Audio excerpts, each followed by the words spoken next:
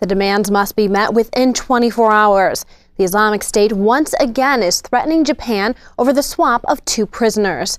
As the deadline looms, new offers are on the table. ISIS had originally asked for the release of Jordan-held bomber Sajidi al-Rishawi for captive Kenji Goto.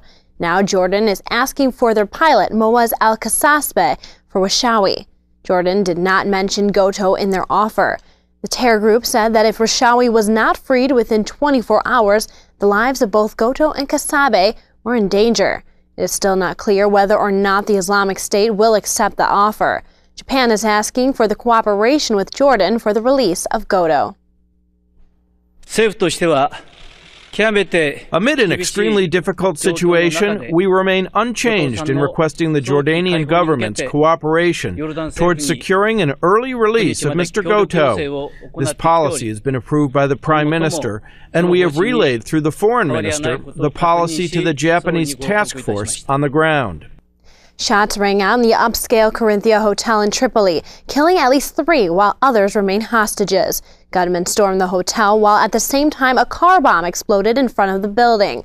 A Twitter account claiming to be the Islamic State has taken responsibility for the attack. The swanky hotel is well known by visits by international diplomats and government officials. Now a standoff continues as police forces surround the area. Government and police officials continue to wait out the gunmen as demands have yet to be made. Cuban leader Fidel Castro recently spoke out regarding the newest talks between Cuba and the U.S. Fidel says that he doesn't trust the policy of the U.S. This doesn't come as a shock since he refused for years to strike any deal between the two countries. Castro does say that even though he has not spoken to the U.S., he does not oppose a peaceful solution to conflicts or threats of war. The break from his silence has caused the Cuban citizens to voice their opinion. It's needed. I think we as a people over the last 50 years have been under a blockade that limited us in a lot of things, and people are saying there is a chance for this to change. Fidel stepped down from power in 2008, letting his brother Raul take on the presidency. Raul has seemed to offer a less confrontational approach. Although he has allowed many economic reforms to enhance the country, the president continues to resist any changes to the single-party communist-style government. A new friendship may be growing between North Korea and Russia. Earlier this year, speculation grew over the possibility that North Korean leader Kim Jong-un may visit Russian President Vladimir Putin. Now the meeting of the two countries is confirmed, but actual names of the officials visiting have been left out. Russia's presidential spokesman Dmitry Peskov said that Russia was preparing for the visit of a North Korean leader. Peskov did not say Kim Jong-un specifically would attend, leaving speculation that another official would be taking his place. As turmoil continues in Ukraine, pro-Russian separatists have set out a new offensive. Kiev officials say that nearly 9,000 Russian troops have invaded the country. Russian President Vladimir Putin continues to deny any involvement in the Ukraine crisis and says that Kiev is to blame for the violence.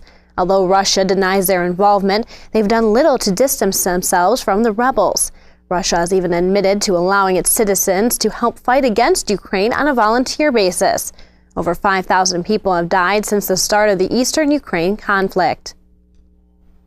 Russia recently announced its new plan to help fix their battered economy. The $35 billion plan will focus mainly on bailouts.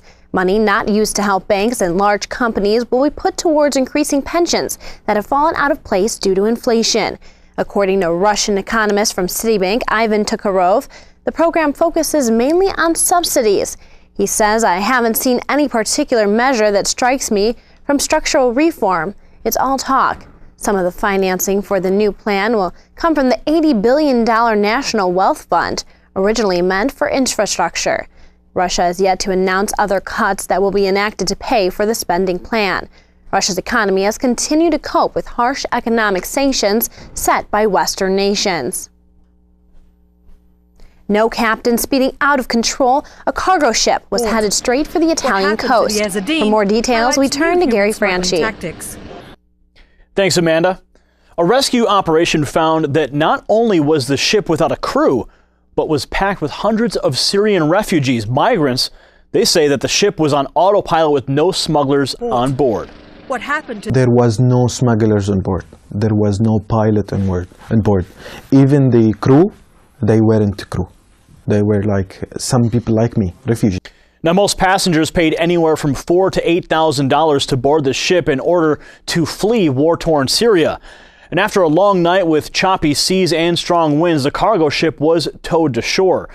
The smugglers who profit off of these trips can earn millions of dollars per vessel. Unfortunately, hundreds of people perish every year from these vessels capsizing.